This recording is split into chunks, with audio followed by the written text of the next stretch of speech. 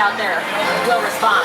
Before we get too far underway, let's check in with my co-host, Mr. Jimmy Fallon. Oh, hey there. You made it. Welcome to the Universal Studio Tour. I'm Jimmy Fallon. I'll be making sure that you get through this experience in one piece. You've got the very best guide. Mary. And the greatest driver. Michael. For God's sake. They're the best. I love them. Even though Mary. it owes me $5. Sorry, I'll get it. I know you guys are excited to get on the tour, but first, a few safety rules.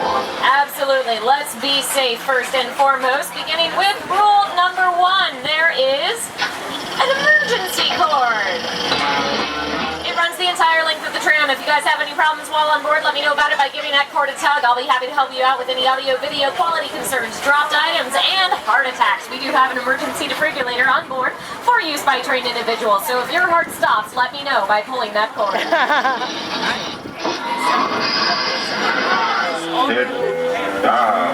Sitting down, not just for breakfast anymore, it's also for tour taking. Remain seated at all times, hands, arms, and legs inside the vehicle. Yeah, my friend, smoking is bad and not allowed on board today. Sorry, big guy. Lastly, be prepared for just about anything, including loud, obnoxious noises, fire effects, sudden tram movements, and the distinct possibility you will get wet. So keep those cameras safe from our sporadic water splashes. Leaving behind the theme park now, traveling deep into Universal Studio, a real working studio. You can see some of our famous movies on either side of the tram, kind of going back through Universal history. In fact, let's take you back to a time when we shot a lot of film noir with this scene.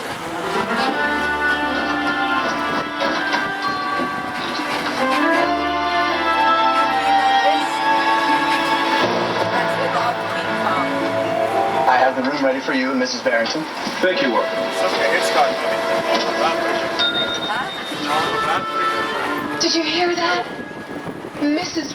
Barrington. Not quite, darling, but soon. Very, very soon. Hello. Yes? Let me bottle of Hang on champagne a sent to the second. room at once. And make sure that we are not disturbed Jimmy for Fallon, any reason.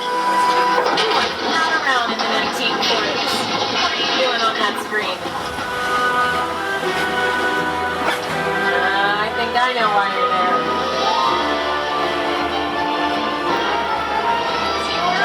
Here. That was Earlier, shooting that scene on one of our sound stages, number 20. The biggest sound stage we have is the first one you can see here on the left-hand side. This is sound stage 12. It was large enough to hold Dracula's castle back in the 1930s, and since that time has become a favorite filming location.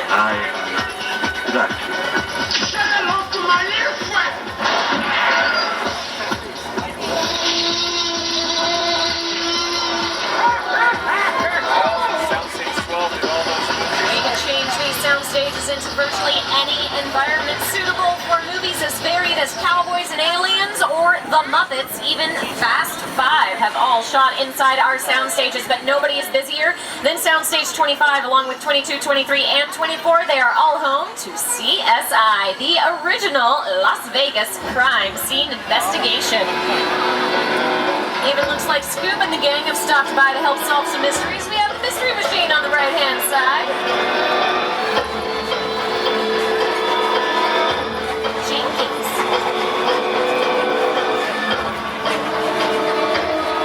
Most of these sound stages are what we call closed sets, meaning that only immediate cast and crew and invited guests are allowed access. But the next time you come to Universal Studios Hollywood, check out our VIP experience. Find out how you too can become one of these invited guests. Get the opportunity to walk on and explore actual sets used for filming. If you're brave enough, maybe you could wander around our oldest and reportedly haunted soundstage on the right-hand side. This is soundstage 28, built back in the 1920s. It still holds some of the original set pieces from Phantom of the Opera, adding to the rumors of hauntings. Plus, it's played host to many creepy creatures, including the mean one himself, Mr. Grinch. Jim Carrey playing the Grinch also shot inside soundstage 27 on the left-hand side. This soundstage is unique. There is a pit in the bottom of it, which allowed director Steven Spielberg to erect a tree for his jungle cruiser to fall through its branches in Jurassic Park. Then became home to Mission Control for Apollo 13, but it's not all serious business in there. Comedian Jim Carrey is joined by fellow funny man Steve Carell.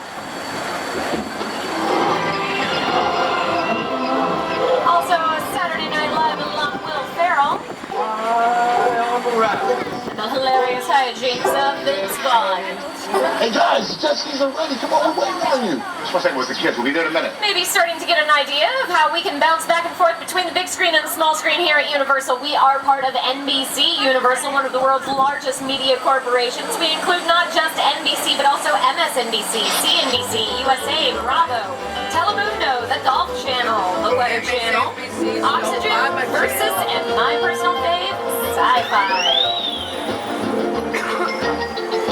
We bring you a lot of entertainment throughout the years. Childhood favorite of mine, Charles in charge. He's so dreamy. And today's hot new hits like 30 Rock, The Office, Weeds, and Parenthood.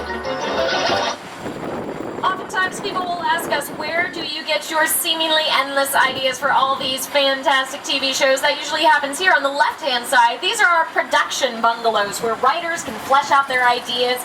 Casting sessions are held to make sure that the right stars get into the right roles, and stars are no strangers to these buildings. They used to be the stars' dressing rooms. So Doris Day, Jimmy Stewart with Take 5 right here. We have our first celebrity sighting, Mr. Potato Head, standing outside the offices of Hasbro Production Company. Hasbro is hoping to bring your family favorite board games to the big screen. Next door to Mr. Potato Head, another famous head. You may recognize the profile of Alfred Hitchcock on Bungalow 5195. That was his bungalow while working on classics like Rear Window, Psycho, and The Birds. Now, Hitchcock is one of my all-time favorite filmmakers. He was very innovative, very clever, and he had a sense of humor. He liked to include himself in his own films, just little cameos here and there. See if you can spot the famous director in these clips. Jeff.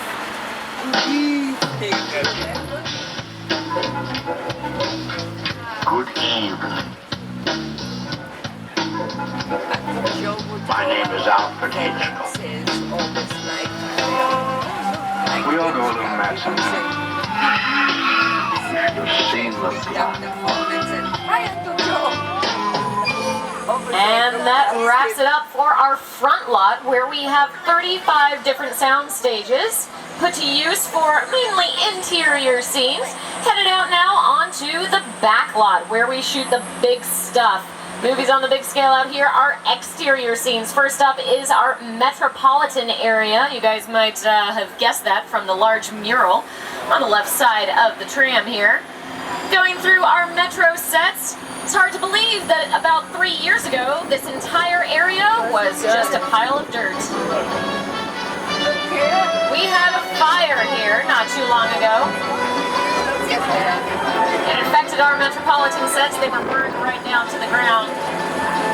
Very sad to say goodbye to some of Hollywood history, but it afforded us the opportunity to build back bigger and better than ever. That's exactly what we did. Taking you truly behind the scenes here, there's a very nondescript, underwhelming wall to the left-hand side, but as we make our turn around the corner, you guys can see that we have painted it with a large mural. It's going to be a residential cityscape, but really, it could be turned into anything that we need to complete our scene. It could even be painted entirely green and then utilized as a green screen. Then you can digitally insert any image that you need to finish off your set. The area we are traveling into now is known as London Square. And you have to say it that way too, London Square. We have a little church chapel over here on the right-hand side. It's made to be non-denominational, allowing the most flexibility for filmmakers. Nice little happy courtyard setting outside right beside it. You could have a small wedding ceremony or perhaps a somber funeral service. Now we call it London Square because we have the column buildings that you see here meant to resemble parliamentary buildings that you could find in actual London. Through the little intersections there, you can see glimpses of Brownstone Street and New York Street. Before we had our own London Square built up here, we would use New York Street, dressed up as London, for movies like Austin Powers' The Spy Who Shagged Me. Yeah, baby, yeah. Recently, these metro sets have been used in music videos for Britney Spears, Lady Gaga, And movies like Amazing Spider-Man coming out next year, and Captain America, the First Avenger, starring Chris Evans, coming out in July.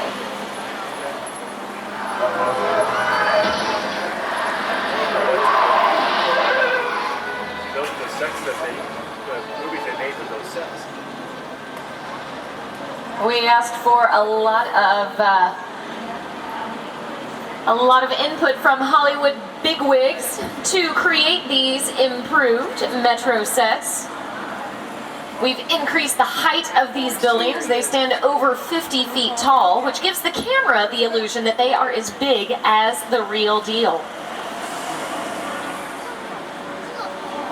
We also increased the width of the streets for our metro sets. Sometimes our streets were so small that not only would they not accommodate today's modern vehicles, but they also wouldn't accommodate our own technical trucks. We couldn't even get our equipment in to film. The design of these sets was overseen by none other than Mr. Steven Spielberg himself. We have a close working relationship with that amazing director here at Universal. We also like to work with Peter Jackson. I like to find out where creative minds like theirs get their inspiration. It's the original King Kong that made me want to direct movies. I saw that movie on TV when I was about 8 or 9 years old, and I wanted to become a filmmaker. I like films that just take you away from your real life and sweep you up into adventure. Kong literally does that. I mean, you're on board the ship, you're sailing to a lost island, you're encountering monsters and creatures from, prehistoric times. So I was thrilled when Universal invited me back to Skull Island, and it's great to have you along for the ride. Now, we have created this 3D immersive experience, so you're going to have your glasses ready. Don't put them on yet, but just have them in your hand because we're about to return to Skull Island.